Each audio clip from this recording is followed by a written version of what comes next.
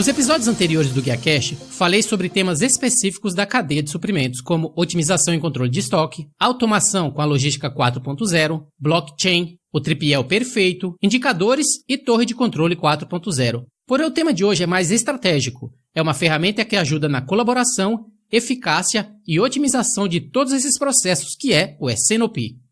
O S&OP é um processo que coordena diferentes áreas do negócio para atender a demanda do cliente, com o nível adequado de suprimentos.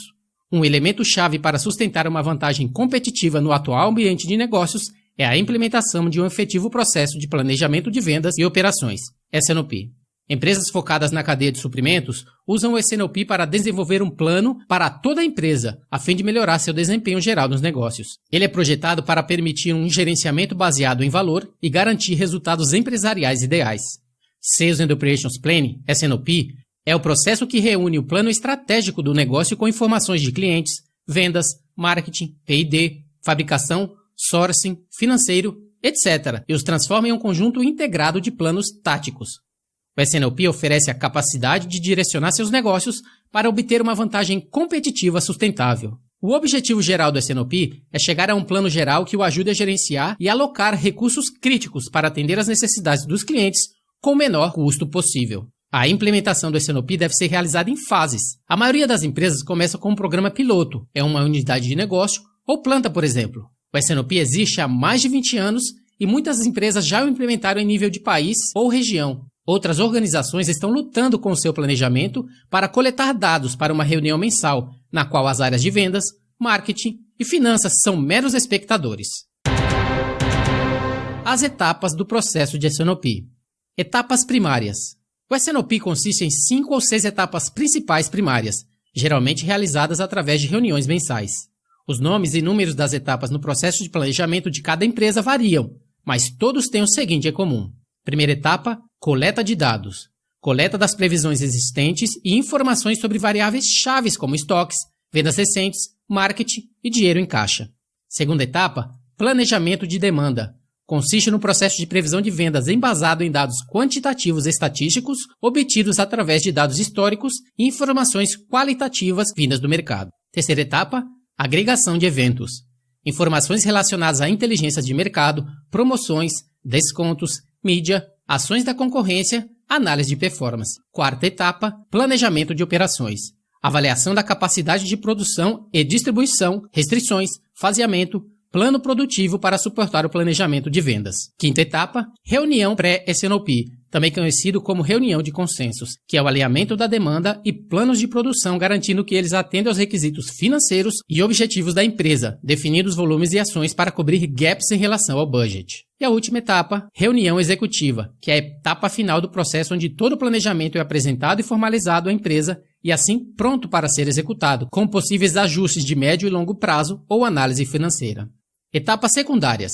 Além das etapas principais que são essenciais para o processo de S&OP, ainda existem atividades secundárias que são tão importantes quanto, e se forem desconsideradas, podem impactar a ponto de decidir o sucesso ou fracasso do processo de implementação. Primeira etapa secundária, treinamento. Uma etapa geralmente negligenciada durante a implementação do processo de S&OP é uma metodologia de preparação adequada através do aprendizado e treinamento. Isso é tão necessário porque permite que seja possível criar uma consciência voltada para as melhorias e expectativas de cada área, o que ajuda as organizações a alcançar os benefícios esperados durante o processo de implementação. Segunda etapa secundária, calendário. O processo de S&OP é composto por algumas etapas que devem ter suas linhas gerais expostas na política de S&OP. Cada etapa deve possuir um cronograma a ser cumprido em função do calendário de meses fiscais da companhia. Lembrando que o S&OP é um processo que se repete mensalmente. O ideal é já definir um calendário que engloba todo o ano e validar com os principais gestores, diretores, gerente, CEO, etc., a disponibilizar espaço na agenda a fim de cumprir essa tão necessária responsabilidade.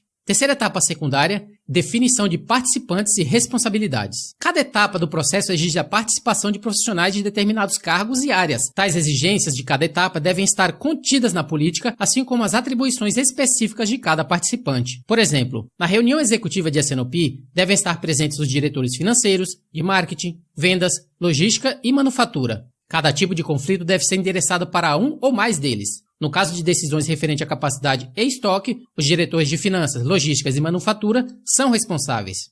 Já em relação a descontos, o de vendas, marketing e finanças e assim por diante. Devem também ser especificados substitutos, desde que com o mesmo poder de decisão dos diretores caso eles não possam comparecer. Quarta etapa secundária, definição de famílias. Dada a natureza de planejamento agregado do S&OP, as empresas devem decidir como agrupar seus produtos em famílias. O problema implícito na formação das famílias de produtos é que as áreas de vendas e marketing veem os grupos de produtos segundo suas funções e mercados. Já as áreas de logística e manufatura as enxergam conforme seus processos produtivos. É necessário estabelecer as famílias de acordo com um consenso pré-definido que garanta que todos apoiam a tomada de decisão. Quinta etapa secundária, definição do período de congelamento. Todos os envolvidos no processo devem compreender que quanto mais próximas da data atual forem necessárias mudanças nos planos de produção e vendas, maiores serão os custos. Devido a isso, são definidos períodos onde o plano não pode ser alterado. Geralmente, dependendo do lead time, se define o período de 1 a 3 meses. Mais frequentemente, o mês corrente do ciclo atual do S&OP é o mais indicado.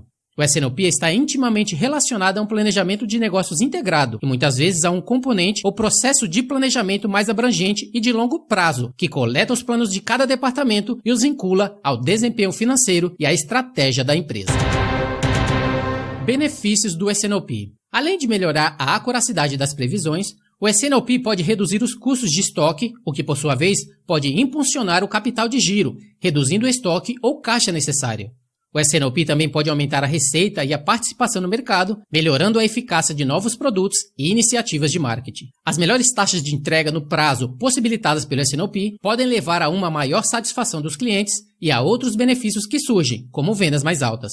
Melhor visibilidade dos dados de vendas, marketing, operações e finanças é outro benefício promovido pelos proponentes do S&OP. Além disso, o uso de um software de S&OP especializado para automatizar o processo pode encurtar os ciclos de planejamento, reduzindo os custos de mão de obra e aumentando a produtividade, à medida que os funcionários são dispensados do trabalho pesado e manual envolvido na elaboração de previsões e da colaboração em um plano unificado.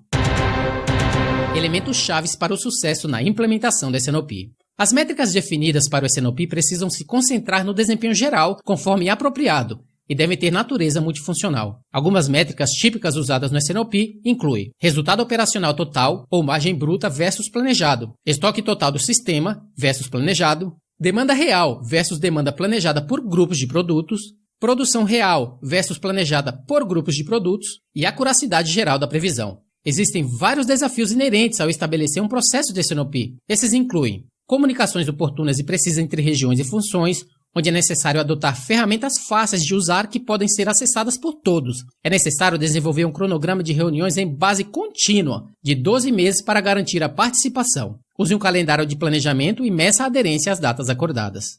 Alinhamento de metas e objetivos entre regiões e funções, a fim de garantir que os participantes não sejam punidos por mudar seu foco no desempenho geral. Implementação de um suporte global de TI que tem o objetivo de minimizar o custo geral, a fim de fornecer aos participantes as visualizações de dados e as agregações de dados de que precisam. E por último, mudança nas necessidades de gerenciamento, que pode exigir a educação dos participantes do S&OP no processo e fornece suporte para a implementação e facilitação nos primeiros meses do processo. Inicialmente, os participantes não estarão focados no bem total geral. Isso leva tempo.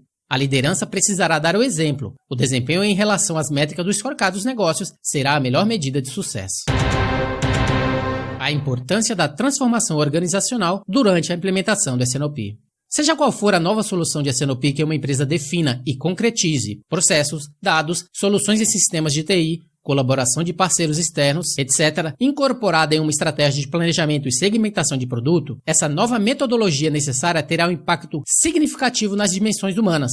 Considerando a alta complexidade da cadeia de suprimentos com todos os seus aspectos, transformar uma organização para torná-la adequada para o futuro é um grande desafio. Primeiro, regras de negócio com papéis e responsabilidades claros devem ser definidas. Segundo, perfis de trabalhos detalhados com requisitos precisos de habilidades devem ser definidos. Terceiro, a avaliação da maturidade organizacional deve ser realizada. Quarto, roteiro de transformação tem que ser definido. Quinto, a gestão da mudança e a estratégia de comunicação devem ser definidas. E 6, forte apoio à gestão tem que ser assegurada.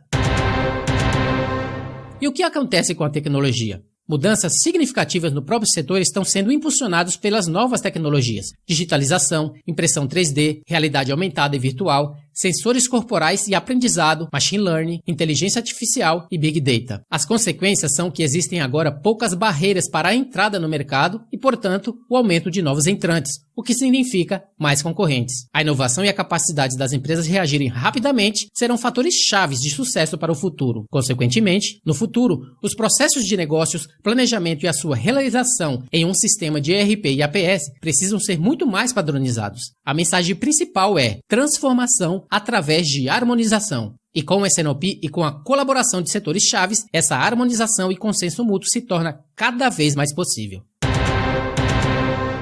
Principais desafios. Mark Twain disse uma vez: a arte da profecia é muito difícil, especialmente no que diz respeito ao futuro. A profecia para planejamento de demanda significa usar dados históricos para prever o futuro. Isso é relativamente fácil para um cálculo de média móvel simples, bem como para a suavização exponencial. Porém, o futuro nunca reflete exatamente o passado. Para manter o foco certo, é importante destacar que o planejamento da cadeia de suprimentos é impulsionado por metas gerais e conhecidas da empresa, como aumento do nível de serviço, redução e otimização de estoque, evitar a escassez de produtos, otimização da utilização de recursos, evitar investimentos errados em capacidades, otimização da cadeia de suprimentos através de custos, estabilidade, capacidade de resposta e flexibilidade, P&D eficiente, execução mais rápida do projeto, taxa de sucesso, prontidão do mercado ou de novos produtos. Embora essas metas não sejam novas, a sua importância para as empresas tem aumentado significativamente nos últimos anos devido ao aumento da pressão sobre preços, mantendo o ritmo com tecnologias em rápida evolução ou reduzindo o tempo de comercialização para a introdução de novos produtos, NPI.